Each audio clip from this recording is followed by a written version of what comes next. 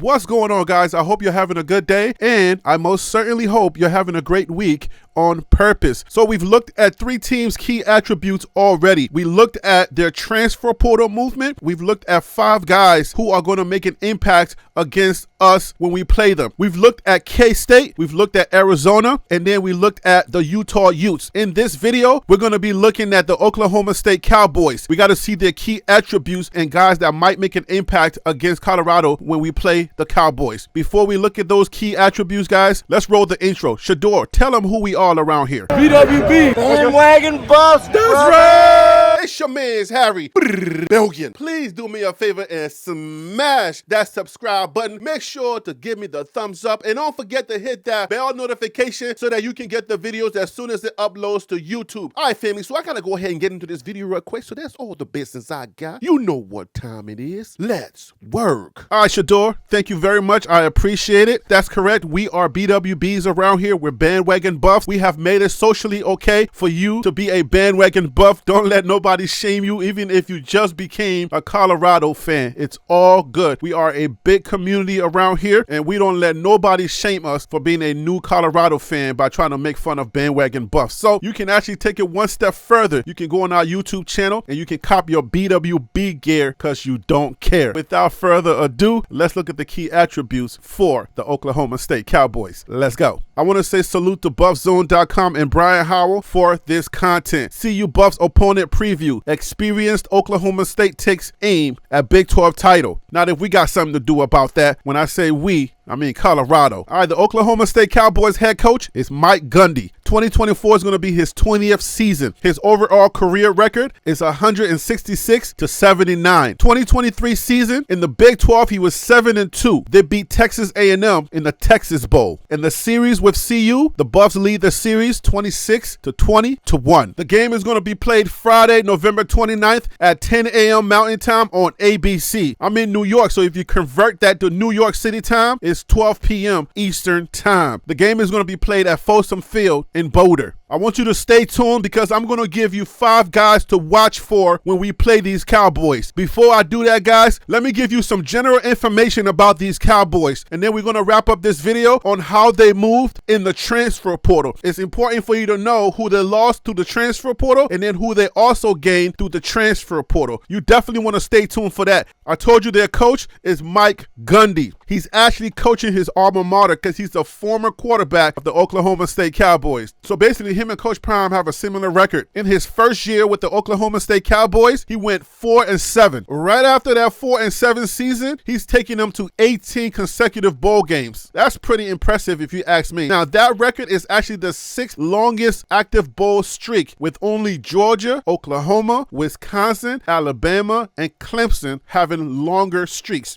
That's really good company to be in. Here is something that I always talk about that is very noteworthy. You must think about this, because if you did really good the season prior, right, people are going to try to rank you how many bodies you return from that actual good season. That's very important. All right, the Cowboys returned almost everybody from a team that went 10-4 last year and played in the Big 12 title. If you're going to return everybody, it's more than likely you're looking to repeat that 10-4 or do even better. Last year, they added 28 new players. One of those players was their quarterback, Alan Bowman. He transferred from Michigan, and Bowman actually wound up to be their starting quarterback. They had to use 3 different quarterbacks earlier to get to Bowman being the starter. Make sure you stay tuned, because in a moment, I'm going to be giving you 5 guys that you should look for when we are playing these Oklahoma State Cowboys, all right? But just a little bit more information on the Cowboys before I give you those 5 key players. They average 29.6 points per game. And here's a key fun fact. That's actually the first time that they finished under 30 points since 2014. They've been playing really good ball for a very long time. So think about it. They're getting almost everybody back this time. They may not have to go through 3 quarterbacks because they now have a true starter as their quarterback in Bowman. Keep that in mind as well.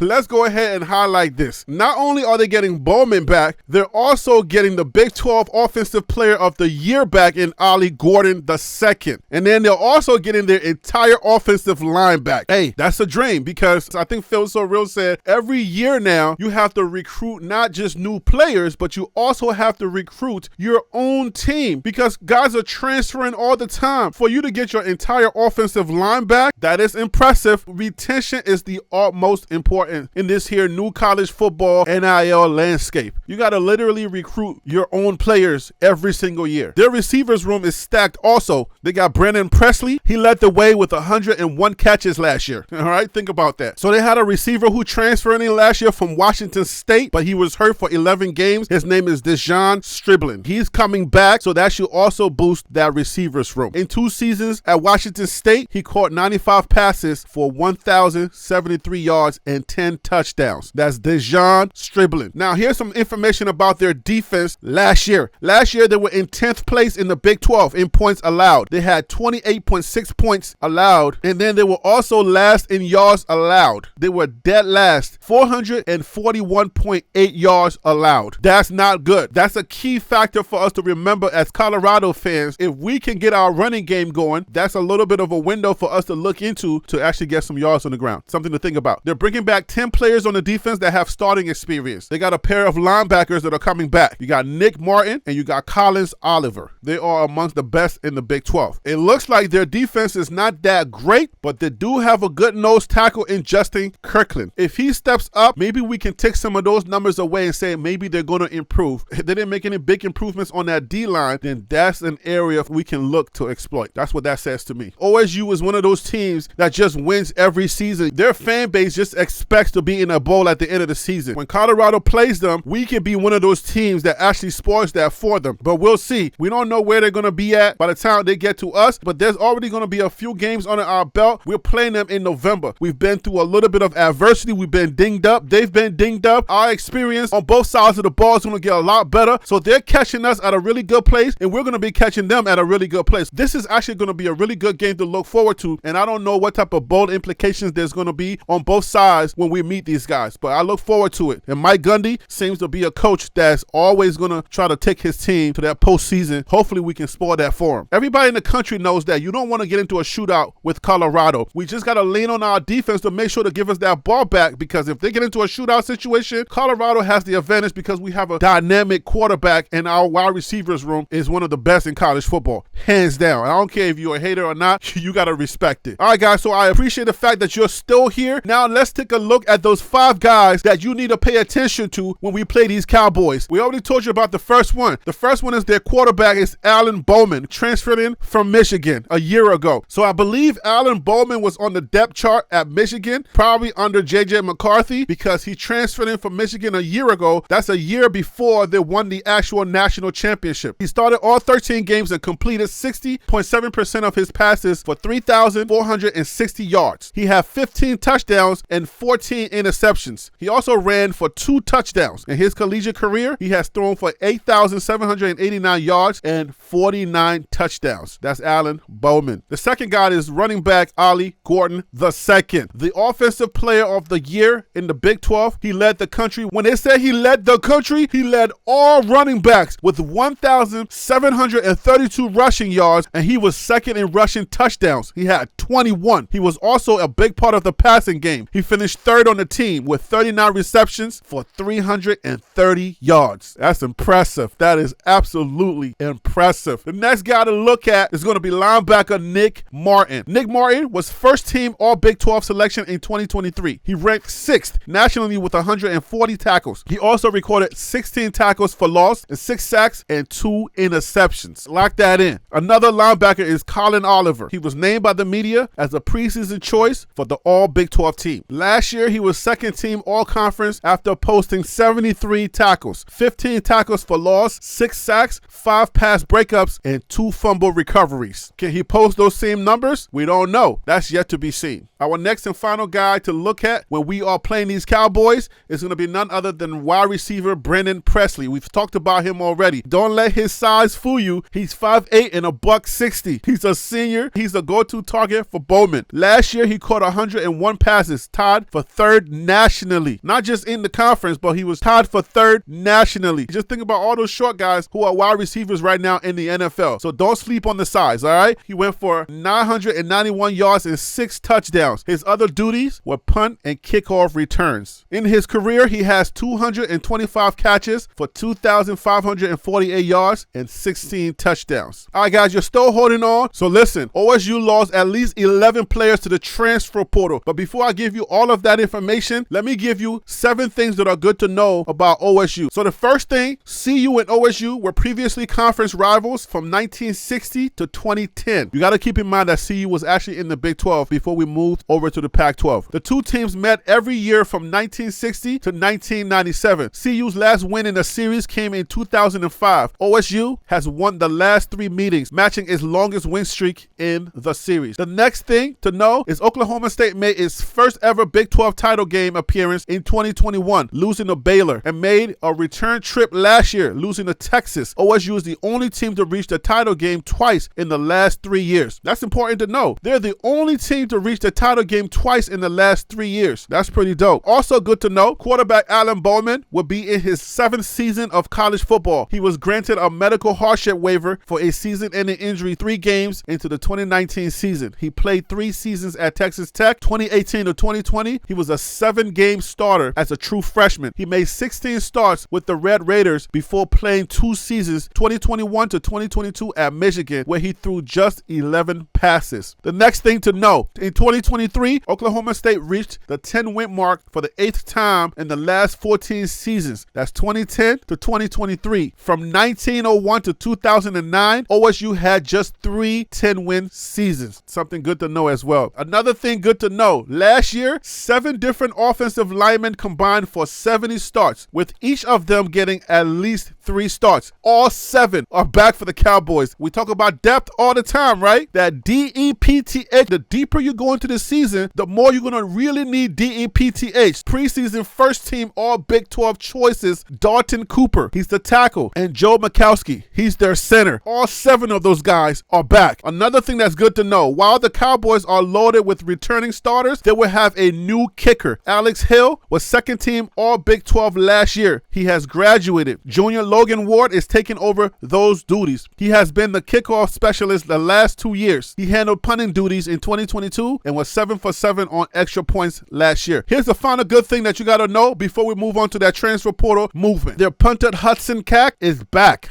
All right? Try saying that 3 times backwards. I mean, like, turn around and say it backwards. I'm joking. Averaged 39.7 yards per kick last year, landing 20 of his 38 punts inside the opponent's 20-yard line. Thank you for sticking with me, guys. I appreciate that. Finally, transfer portal movement. Let's get to it. All right, so OSU lost 11 players to the transfer portal, only one of which who started last year. They lost 1 starting receiver in Jaden Bray. He caught 30 passes for 382 yards and is now at West Virginia. The other key loss was cornerback DJ McKinney. He had 38 tackles, 5 pass breakups. He is now at CU. We snatched DJ McKinney from him. And then they also lost running back Jaden Nixon and receiver Blaine Green, going over to Stephen A. Smith. No, I'm joking. He's going over to Stephen F. Austin. They weren't starters, but they did contribute last year. These are guys that were on that depth chart, guys looking for more playing time, basically. These guys want to play, so they're kind of shuffling themselves around to see if they can get playing times. That's what's going on here. That's the great thing about the transfer portal. The Cowboys added 8 scholarship players through the transfer portal, mainly to fill out some depth. All right, so their running back Trent Howland rushed for 354 yards at Indiana last year, while AJ Green ran for 951 yards in 3 seasons at Arkansas. At receiver, Gavin Freeman, he came from Oklahoma. Dwayne Loftman came from Virginia Tech. They should be in the rotation as well. Finally, on the defensive side of the ball, they have an African guy named Obi Ezekbo from Gannett University that could be a solid addition. These are key attributes, key players that you need to look for. This is almost like the poster child for the legacy people. If you lose some depth pieces, then you go back to the transfer portal so that you can replace some of those guys to make sure that you're able to go into this season. If you want to rest a guy, somebody get nicked up, another guy can step in, you want to have a good player to replace him. This is what Pat Narduzzi and them were talking about about. This is what everybody that's like a football purist are talking about. They want you to actually use the transfer portal for these specific reasons. Not necessarily to replace 42 or 52 starters, but to actually fill in the little gaps and holes that you may have in your team where guys are trying to move around, like your quarterbacks or some utility players try to find greener pastures, to try to find places where they can start. The way I look at it, Coach Prime is actually trying to do it the other way around. His son Shador is actually in his final year at CU trying to get to the NFL. Travis Hunter is also trying to get to the NFL. You got some guys that are trying to go to the NFL. You don't want to waste those guys' years by putting a bunch of high school players who are potentially development and growth players and waste those other guys' years. The way that Coach Prime did it was to try to go to the transfer portal and get some veteran players, get some players who are hungry, who are some dogs, bring them in here so that he can build this team a little faster. He is actually building it the other way around as well. Most people are not paying attention to that. They don't care about what's going on. They don't care about the narrative that Coach Prime is actually putting out there himself. All they care about is the narrative that they're developing in their heads, and they'll just say anything they want to say. We're on our way into July now. After July is August, and then football starts. So all of the talking, the preseason jousting, and everything will end real soon, and you'll see this guy right here. Shador Sanders is right here looking at you. You'll see how elite he is when people like myself and others who are CU fans keep telling you that we have a really good quarterback, if not the best quarterback in the game of college football currently. If you like this video, if you like the information, the way that I deliver the information, please make sure to either give me a thumbs up. Please consider also subscribing to the channel. I would definitely appreciate that. I'm trying to grow this channel as much as I can. I'm trying to educate as much as I can as well. Thanks to Brian Howell and buffzone.com. I'm going to have to leave it right there. I'll see you. Get it? See you